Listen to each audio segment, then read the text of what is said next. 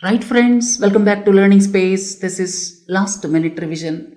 As we have already announced, we are going to produce 40 last minute revision modules.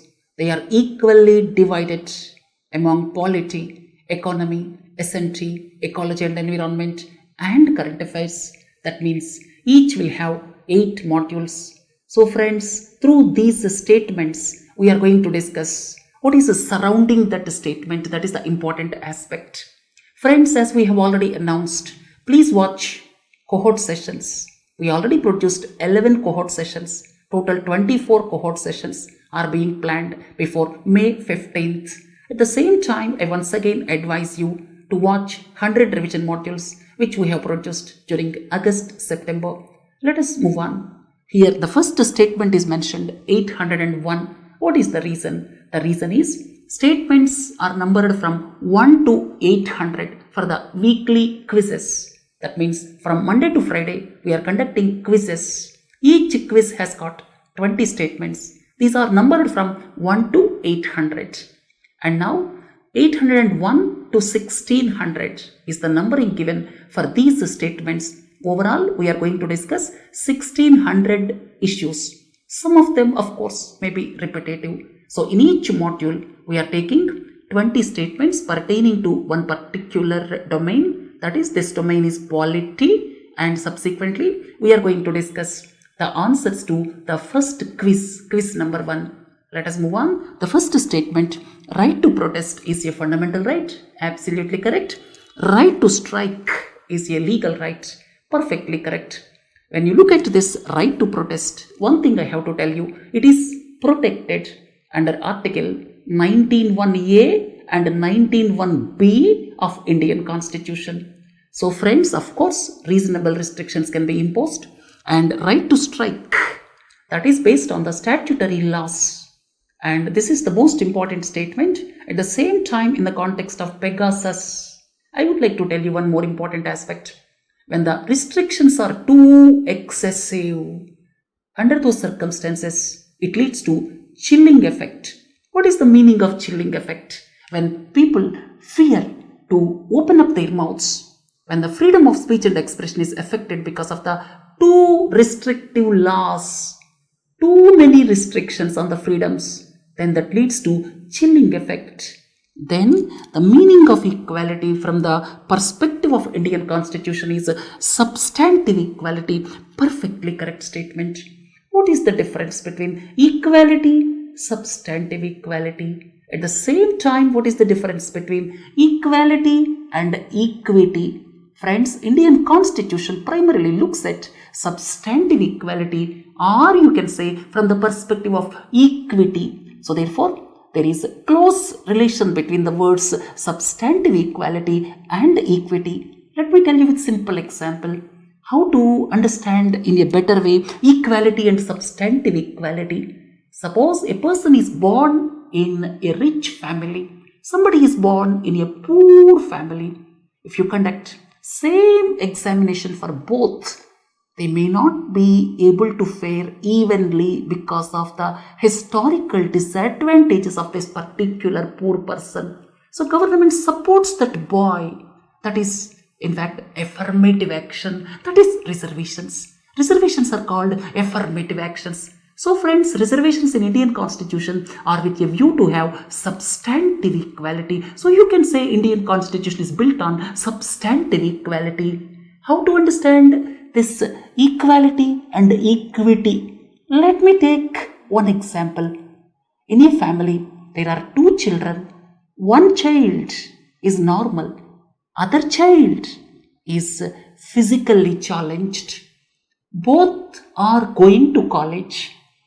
And if father gives 10 rupees each, it is equality. But it is not equity. When the normal boy is given 10 rupees, the physically disadvantaged boy should be given 50 rupees daily to go to the college, because normal boy can go by bus, but physically disadvantaged boy, he cannot go by bus, he has to go by auto. So friends, if 10 rupees is given to normal boy, 50 rupees is given to the disadvantaged boy, that is example of equity. right? So friends, there is a lot of difference between equality and equity, and Indian constitution has got the traits towards this substantive equality, or you can say equity. So friends, please don't forget these words: equality, equity, substantive equality. Then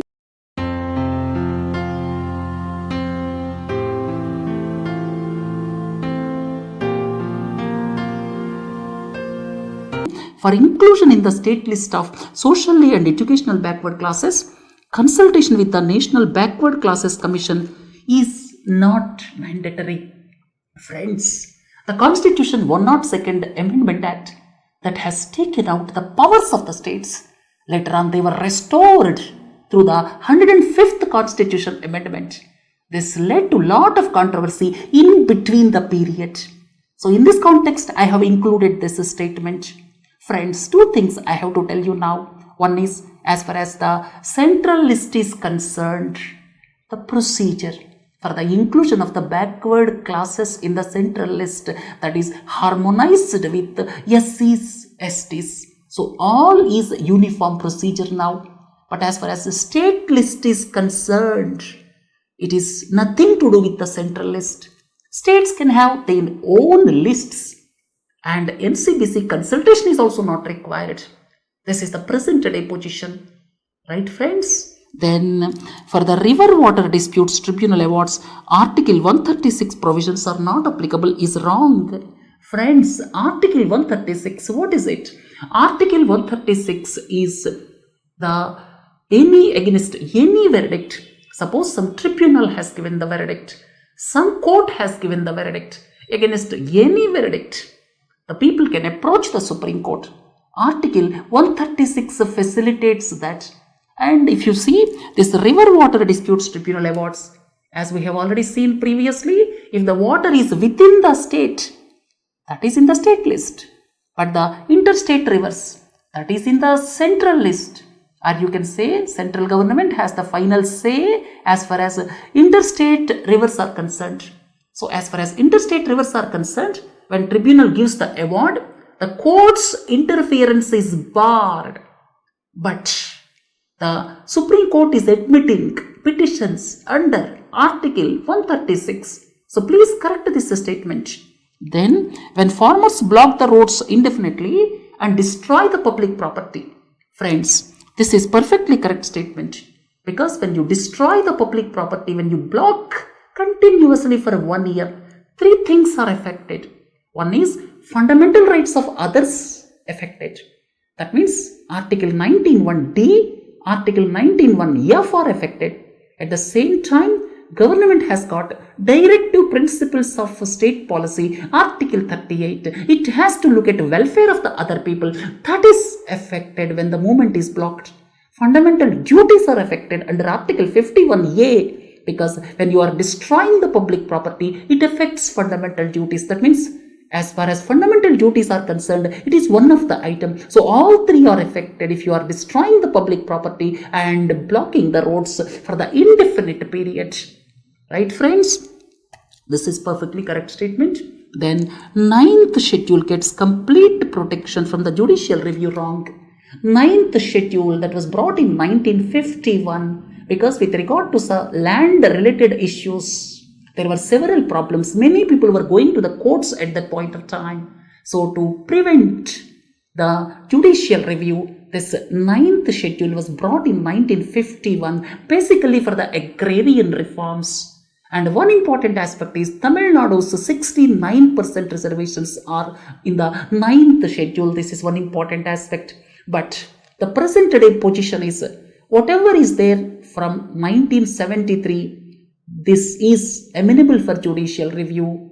And in the context of 24th April 1973, if I am not wrong, that is the Keshwananda Bharati judgment. From that date, whatever you keep in the 9th schedule, subsequent to that date, they are amenable for judicial review. This is the present day position, because Judicial review is possible when fundamental rights are affected, when basic structure is affected. That means you are keeping in the 9th schedule, but when it affects the basic structure, doctrine of the constitution, then judicial review is possible from 1973, that is Keshwananda Bharati judgment.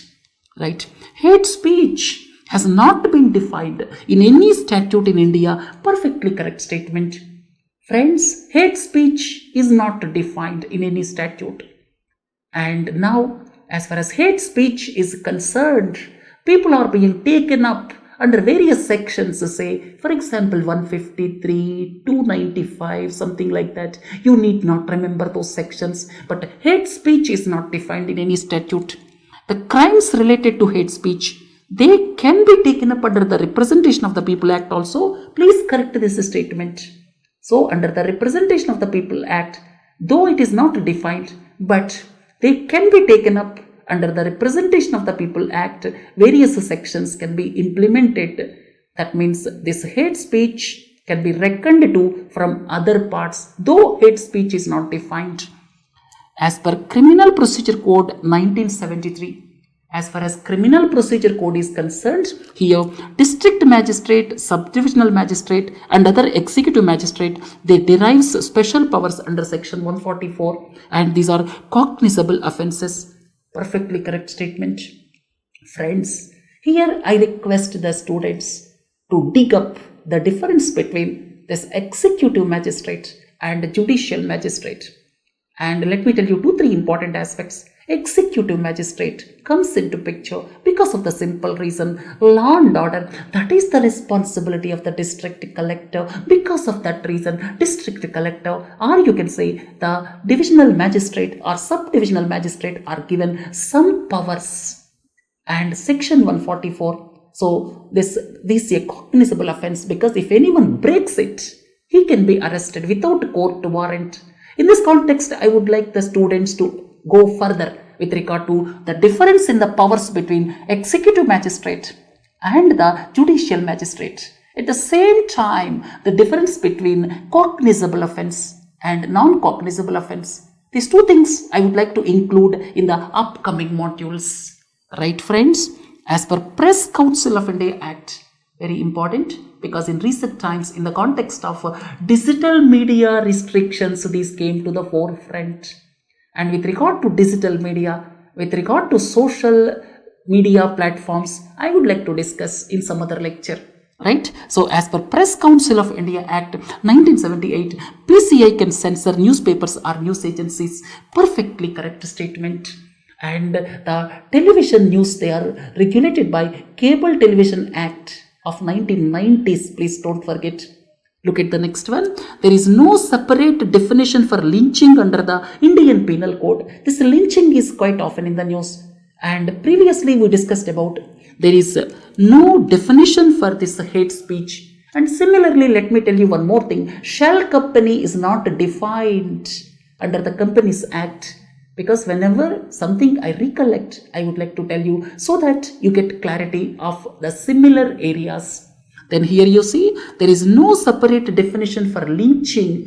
If somebody is unfortunately lynched by a group of people, then they can be taken up under this section. So 300 and 302 of IPC, and this pertains to murder. So there is no clause with regard to separate provisions for lynching. Friends, some state governments, they have made the laws with regard to this lynching, and the matter is pending with the central government. Friends, this criminal laws is in the concurrent list, don't forget. And under the doctrine of repugnancy, centers will prevail in comparison to state. That is the important aspect. Public interest litigations can trace their origin to the PILs of USA. This is perfectly correct statement. As far as public interest litigations are concerned, here it cannot be for your private benefit.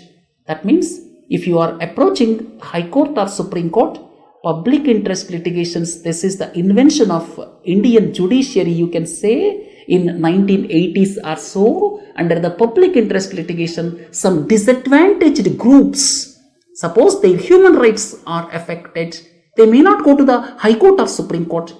In fact, because of their human rights are affected, some citizen may approach High Court or Supreme Court. That is public interest litigation. The name itself says public interest. It is not private interest. If I go to the Supreme Court, it may be for my private interest. But here, my interest is not involved. It is exclusively public interest. That is the important aspect to note.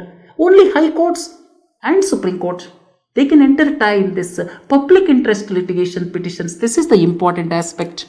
As per Article 25(2) of the Indian Constitution, remember, Hindus include, please look at the Constitution articles 25(1), 25(2), most important. In the context of hijab, these are in the news. I would like to tell you a bit about 25. This is Article 25 of the Constitution. Friends, government can impose restrictions when it pertains to some secular activity, when it pertains to some financial, economic, like that. So government restrictions are possible on the religious activity. This is the first important point. And everyone is free to, in fact, profess their religion, free to practice, profess religion, but subject to, very important, subject to public order, morality and health. This is one important aspect. Then one more important aspect is government can keep restrictions when suppose somebody is considered as untouchable, if he is not allowed inside the temple. So to prevent that, government can impose certain restrictions or government can enforce certain regulations. And in this context, under Article 25(2), Hindus are mentioned because government intervention for the religious institutions, that is possible for the Hindus because at that point of time untouchability was prevalent. In this context, this clause was kept, and in that particular clause, Hindus include these 6 Jains and Buddhists. So please correct this statement. Election petitions with regard to the election of president or vice president can only be filed before the Supreme Court. Perfectly correct statement. And friends, with regard to Election Commission of India, I would like to ask one more statement in the upcoming sessions, and I will discuss in detail what are the pitfalls as far as Election Commission of India is concerned. In this context, what is the meaning of election petitions? Suppose election is conducted, you are not happy with the election, then if it is MLA election, MP election, you can approach the High Court. If it is Vice President, President election, that is Supreme Court. Because Election Commission of India is conducting the election. So therefore, it cannot review, it cannot judge its own process. So therefore, High Courts, Supreme Court, they were vested with the powers of the election petitions. This is the important aspect. Then, the total number of legislative assembly seats in the undivided state of Jammu and Kashmir. I am talking about undivided state of Jammu and Kashmir because Jammu and Kashmir is in the news in recent times. Please don't forget, it has got 111. This is undivided state. Out of 111, 24 were kept for Pak occupied Kashmir. Balance remains 87. Out of this 87, 4 goes to Ladakh. I am talking about undivided state. And then 83 remains. Out of this 83, this is 46, 37. That was the bifurcation. 46 for the Kashmir region, 37 for the Jammu region. Now delimitation is going on. Take out this Ladakh because Ladakh now has no legislative assembly. Now Jammu and Kashmir Union Territory has got legislative assembly. In the delimitation, in the Kashmir, only 1 extra is proposed, whereas for the Jammu region, 6 extra were proposed. So therefore, it is becoming 47 for Kashmir and 43 for Jammu, and total it is becoming 90 and 24 as usual for the Pak occupied Kashmir. So these things please do not forget because these are in the news in recent times. There is no concept of reasonable accommodation under Indian statutes. Wrong, friends. As far as reasonable accommodation is concerned, We already deliberated in the recent editorial, and say for example Disabilities Act that has got provisions for reasonable accommodation. This word is into the news because of the simple reason, recently Karnataka High Court judgment that has not allowed hijab under reasonable accommodation, right? Consent of Attorney General, Solicitor General is mandatory, very important. When a private person wants to launch contempt against another private person, this is with regard to contempt of one private person against another private person. This is nothing to do with court and a person. Friends, contempt of court. These powers are given to Supreme Court and High Courts only. If some contempt of court of lower judiciary is there, that goes to the High Court. So lower judiciary has no powers with regard to contempt of court. This is one important aspect. And another important thing is contempt of court that comes from the perspective of two aspects. One is scandalizing the court. That means you are attributing motives to the judges. You are downgrading the Supreme Court. You are downgrading the High Court. Under those circumstances, that is scandalizing the court. Court can take up. Then the next important aspect is court given the judgment and the person has not implemented it, the government has not implemented it, then it is contempt of court. So Supreme Court, High Courts have got contempt of court powers. And another important thing is when a third person, that means when a private person wants to launch contempt of court against another private person, then the consent of Attorney General or Solicitor General is mandatory. This is the important aspect to note. And previously I talked about public interest litigation. The court, Supreme Court or High Court, suo motu on their own, they can take up the public interest, right? Then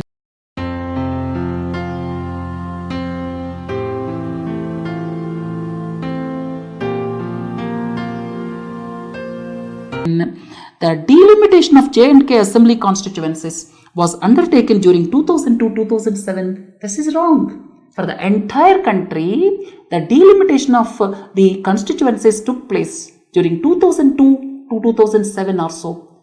And at that point of time, Jammu and Kashmir was not included. Jammu and Kashmir was done in 1990s. So please correct this statement. One more important aspect I would like to tell you as far as present parliamentary constituencies number is concerned. You see, for example, Uttar Pradesh. Uttar Pradesh has got 80 Lok Sabha constituencies. The number with regard to each state, that is based on 1971 census. And within the state, the reorganization, that means that 80, and say for example, if you take another state, say Tamil Nadu has got 39. The number of these Lok Sabha constituencies, Karnataka 28 or so, the number of these Lok Sabha constituencies is based on 1971 census. So, if you take the recent population census, probably Uttar Pradesh may go up to 95 or 100 and Kerala may come down to around 15, 16. Tamil Nadu may come down to around 30 to 33. To prevent that, the Lok Sabha constituencies in each state that was based on 1971 census. This is the important aspect. And another important thing I would like to tell you, within the state, the reorganization, that means number is not changed, but within the state, reorganization is done based on 2001 census. And third important aspect is, as far as constitution amendment is concerned, the next reorganization for the entire country or delimitation for the entire country, that can take place only after the first census subsequent to 2026, that is 2031 census. These points are very important. For the compoundable offences, the prior permission of the court is not required. This is wrong.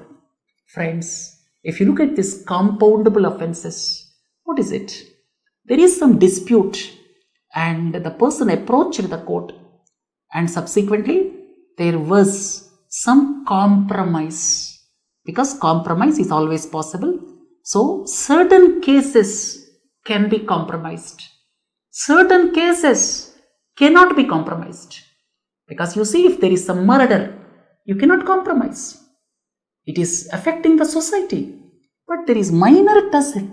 If there is adultery, if there is theft, if there is minor injury, if there is major injury, then under those circumstances, this compromise is possible between the parties. These offences are called compoundable offences. But some minor compoundable offences, the compromise is possible without court permission. Say for example, adultery, some minor injury. All these things without court permission, it is possible. But some major issues like grievous hurt, then court permission is required for this compounding of the offence. Then the maximum strength of Lok Sabha can be 552. Friends, it should be 550 now. Because you see, we learned in our books that not more than 530 for states, not more than 20 for the union territories, 2 for the Anglo-Indians. Now Anglo-Indians was taken out through this 104th constitutional amendment or so, and because of that this 2 will go away, so it should become logically 552 instead of 552. It should become 550. Let me correct myself. Instead of 552, it should become 550. So therefore this statement becomes wrong. Right, friends? Look at the answers. And before concluding this session, let me talk briefly about the answers for quiz. I would be as brief as possible. The first quiz we uploaded around 10 days ago, and now I am looking at the answers. Island Development Authority, that is headed by the Home Minister. Friends, Island Development Authority, that is for the development of Andaman and Nicobar Islands as well as Lakshadweep Islands. And for the development of Andaman and Nicobar Islands, already plan of action is devised, and this Island Development Authority, that is headed by the Union Home Minister. Please correct this. The procurement for rice as percentage of total production is higher than that of wheat. Perfectly correct statement. As far as the total rice production in the country is concerned, the procurement as a percentage of total production, that is slightly higher in comparison to wheat. Then tax buoyancy is better reflected in indirect taxes than direct taxes. This is perfectly correct statement. Friends, with regard to GST, I will discuss in the economy related last minute revision. But what is tax buoyancy? Tax buoyancy means we always talk about increase in the GDP growth. How much taxes are increasing? In the numerator, you keep how much increase is there in the total taxes collected in the numerator, and in the denominator, you can say this nominal GDP growth. Suppose in the denominator, you see nominal GDP growth is 10%, put it in the denominator, and in the numerator, suppose taxes increased by 12%, and then the tax buoyancy becomes 1.2, right? And then carbon border adjustment mechanism is the initiative of European Union. So please correct this statement. Carbon border adjustment mechanism, that means without following the protocols, or you can say, suppose if a good is produced in countries like Bangladesh, Vietnam, China, they may not bother much about environment. Let us leave China. Say for example Bangladesh or Vietnam, they may not bother much about environment. So therefore their production cost may be less. So they can easily export the products. Such products will be taxed. That is carbon border adjustment mechanism. This is the initiative of European Union. Please don't forget. And at the same time, this is not WTO compliant as on date.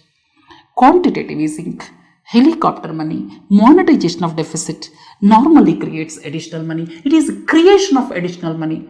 Western countries, or you can say central banks of the Western countries, they are printing lot of currency, and that is nothing but creation of additional money or creation of currency. Look at the next one. Hepatitis B is commonly transmitted from mother to child. Perfectly correct. And one important aspect is birth dose is essential. Under the universal immunization program, 3 doses are given immediately after birth. What are these three? Just look for these three vaccines which are given immediately after birth. Then one of them is hepatitis B vaccine. Then center can withdraw money from Consolidated Fund of India to pay GST compensation. Wrong. GST compensation that must be paid from compensation cess. In fact, last year compensation cess was not sufficient to pay the states. Under those circumstances, it borrowed money from the market. So it cannot pay from Consolidation Fund of India. Then synthetic biology. Friends, synthetic biology means you can develop certain parts of DNA. You can develop certain proteins. That means certain parts of this biological systems, they are developed. That is a synthetic biology. It is nothing but an element of artificial life. And this is different from gene editing. Gene editing involves certain changes made in the genetic sequence, but this is constructing some part of genome. That is the difference between gene editing and synthetic biology. Synthetic biology is much ahead of this gene editing. Then all the existing coal-based power plants, in fact, the biggest problem Indian power plants are facing is sulfur dioxide emissions. Because of that precise reason, India is the country with the highest emission of sulfur dioxide. Sulfur dioxide leads to acid rain. At the same time, when sulfur dioxide particles are there, then sulfate aerosols, that is the biggest problem, right? And they are not provided, most of the plants are not provided with flue gas desulfurization technology, where limestone, or you can say lime related components or some alkaline component is provided in this flue gas desulfurization plants. Then repeated frying of cooking oil leads to total polar compounds. Friends, in various restaurants you see repeated frying takes place. Because of that, what happens? Total polar compounds, they are formed, and as far as FSSAI is concerned, it should not exceed 25%. And there is one RUCO program. What is RUCO program? That is reused. That means this cooking oil, once it is completed for its use, it can be converted to biodiesel. So for that, this RUCO program is intended. Look at the next one. The commercial decisions of the Committee of Creditors with regard to resolution plan can be overruled. They cannot overrule it. Please correct this statement. As far as commercial decisions of the Committee of Creditors is concerned, here the NCLT has got no power to overrule. Suppose some procedural lapses are there, then NCLT can look at. Please don't forget, NCLT is based on Companies Act, and full powers with regard to commercial decisions, that is with the Committee of Creditors. Committee of Creditors comprises this financial creditors, that is the important aspect. Then Antarctica is the only continent on earth which is not owned by any country in the world. Perfectly correct statement. And farmer producer organizations, they are being promoted by NABARD. All of them are not promoted by NABARD. So because of that, it is wrong. Graded response action plan. That means certain restrictions comes into picture in the national capital region. And please correct it. It is when PM 2.5 exceeds or PM 10 exceeds. The statement is PM 2.5 and PM 10. Because of that, it becomes wrong. Right? So golden langur. This is in the contiguous area of Assam, near this Manas, and that is continuing up to that Bhutan. So therefore, please correct this statement. It is in the contiguous region of Assam and Bhutan. And this golden langur is in the news in recent times because a lot of conservation efforts are going on for this. Look at the next one. During the previous decade, stunting and wasting have seen substantial decline. This is wrong. In fact, stunting declined. There is consistent decline. Wasting, if you see, it increased slightly, reduced slightly. So this statement becomes wrong as far as wasting is concerned. During the previous decade, in fact, severe wasting people increased. Then, under the National Electronic Policy 2019, Sovereign Patent Fund is intended to support MSMEs.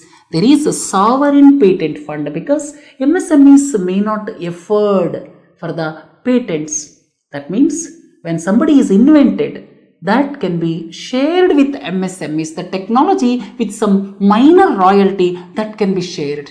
So this is a sovereign patent fund that takes care of sharing this with the MSMEs, sharing patented technologies with MSMEs. The Department of Military Affairs is headed by the Chief of Defence Staff or CDS, very important, with the establishment of CDS 4-star officer that is amalgamated with the Ministry of Defence. In fact, CDS became the head of the Department of Military Affairs. Then black fungus or mucormycosis. It was there prior to this COVID-19 also. But because of COVID-19, what happened? More steroids are used. Because of that, people are affected because of this fungus infection, that is black fungus or mucormycosis. So please correct this statement. Then Japan's pacifist constitution. When you look at Japan, it maintains only self-defense forces. Right, friends? This has got legacy because of the Second World War defeat of Japanese forces. Right, friends? This concludes the first module. This way, we will complete 40 modules by May 15th. The next module is the ecology and environment related. Watch all these modules. You will benefit a lot in the preliminary examination. Have a nice day. Thank you.